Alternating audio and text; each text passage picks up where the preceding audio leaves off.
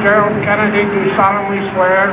I, John Fitzgerald Kennedy, do solemnly swear. That you will faithfully execute the office of President of the United States. That I will faithfully execute the office of President of the United States. And will, to the best of your ability, and will, to the best of my ability, preserve, protect, and defend the Constitution of the United States. Preserve, protect, and defend the Constitution of the United States.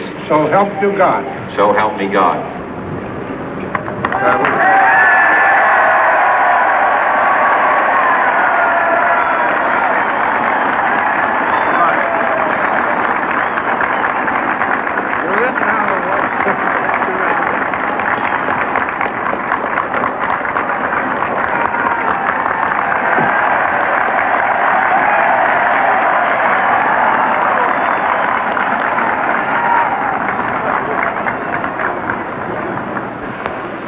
Vice President Johnson, Mr. Speaker, Mr. Chief Justice, President Eisenhower, Vice President Nixon, President Truman, Reverend clergy, fellow citizens. We observe today not a victory of party, but a celebration of freedom, symbolizing an end as well as a beginning, signifying renewal as well as change. For I have sworn before you and Almighty God the same solemn oath our forebears prescribed nearly a century and 3/4 ago. The world is very different now, for man holds in his mortal hands the power to abolish all forms of human poverty and all forms of human life. And yet the same revolutionary beliefs for which our forebears fought are still at issue around the globe.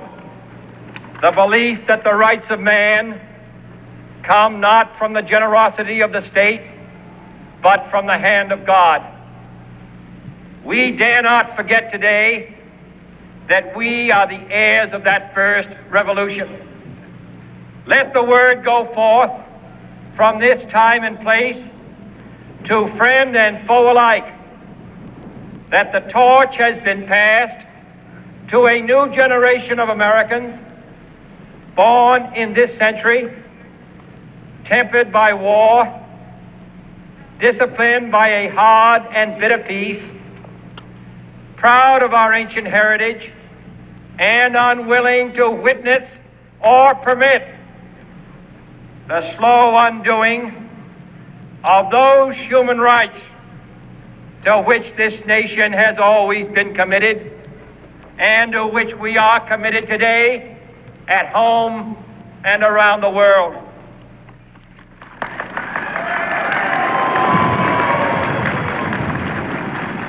Let every nation know, whether it wishes us well or ill, that we shall pay any price, bear any burden, meet any hardship, support any friend, oppose any foe to assure the survival and the success of liberty.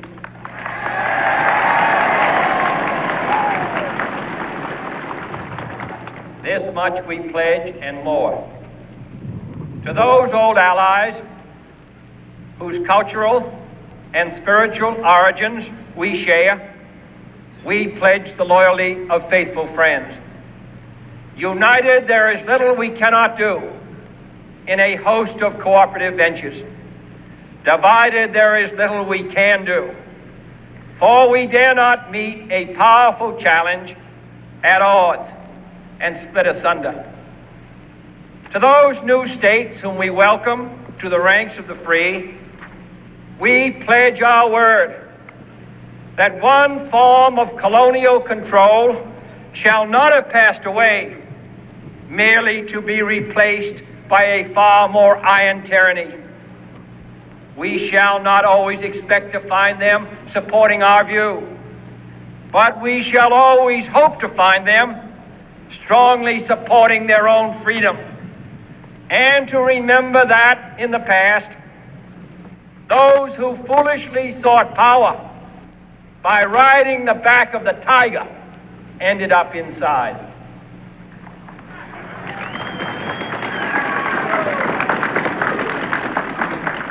To those people in the huts and villages of half the globe struggling to break the bonds of mass misery, we pledge our best efforts to help them help themselves for whatever period is required, not because the communists may be doing it, not because we seek their votes, but because it is right.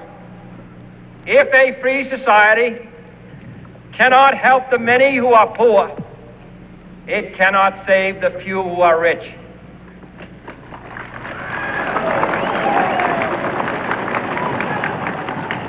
To our sister republics south of our border, we offer a special pledge to convert our good words into good deeds, in a new alliance for progress, to assist free men and free governments in casting off the chains of poverty. But this peaceful revolution of hope cannot become the prey of hostile powers.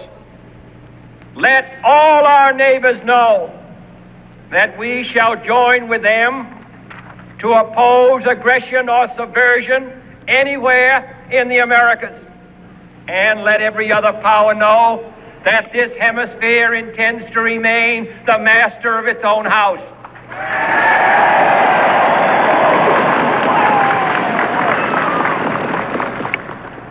To that World Assembly of Sovereign States, the United Nations, our last best hope, in an age where the instruments of war have far outpaced the instruments of peace, we renew our pledge of support to prevent it from becoming merely a forum for invective, to strengthen its shield of the new and the weak, and to enlarge the area in which its writ may run.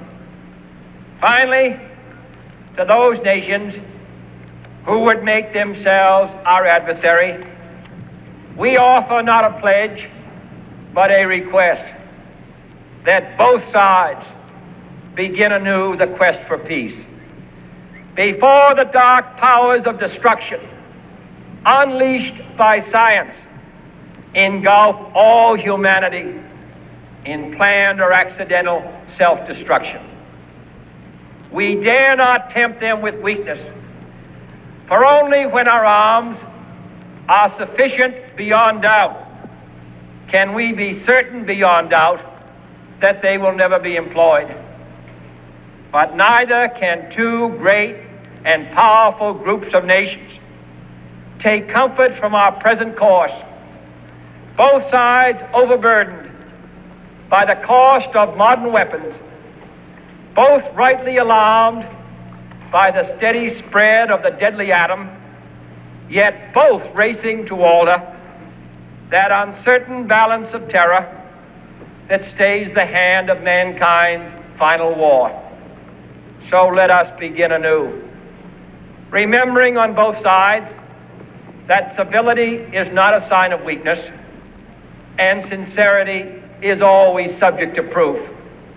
Let us never negotiate out of fear, but let us never fear to negotiate.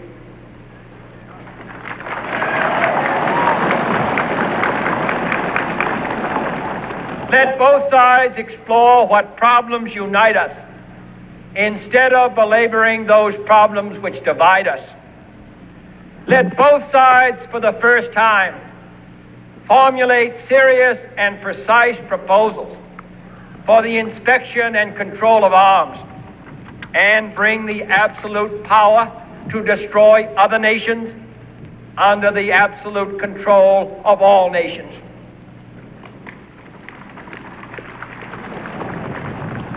Let both sides seek to invoke the wonders of science instead of its terrors. Together, let us explore the stars, conquer the deserts, eradicate disease, tap the ocean depth, and encourage the arts and commerce. Let both sides unite to heed in all corners of the earth the command of Isaiah to undo the heavy burdens and let the oppressed go free. And if a beachhead of cooperation may push back the jungle of suspicion, let both sides join in creating a new endeavor, not a new balance of power, but a new world of law, where the strong are just and the weak secure and the peace preserved. All this will not be finished in the first 100 days, nor will it be finished in the first 1,000 days, nor in the life of this administration, nor even perhaps in our lifetime on this planet. But let us begin.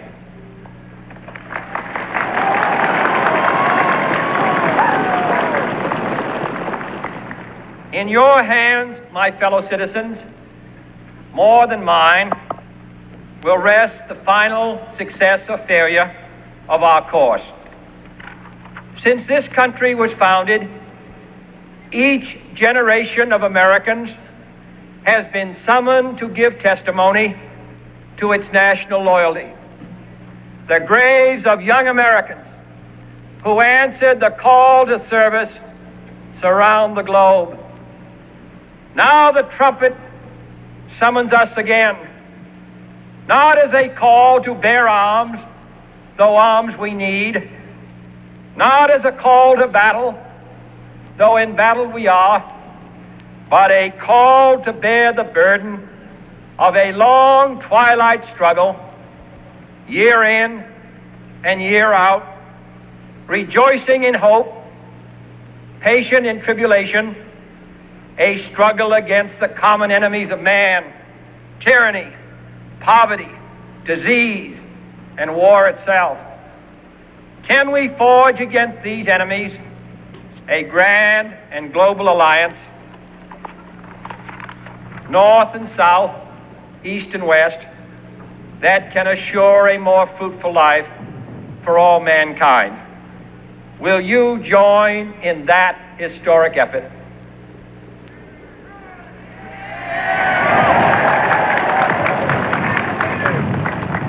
In the long history of the world, only a few generations have been granted the role of defending freedom in its hour of maximum danger.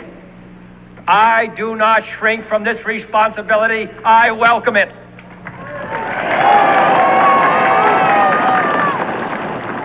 I do not believe that any of us would exchange places with any other people or any other generation. The energy, the faith, the devotion which we bring to this endeavor will light our country and all who serve it. And the glow from that fire can truly light the world. And so, my fellow Americans, ask not what your country can do for you. Ask what you can do for your country.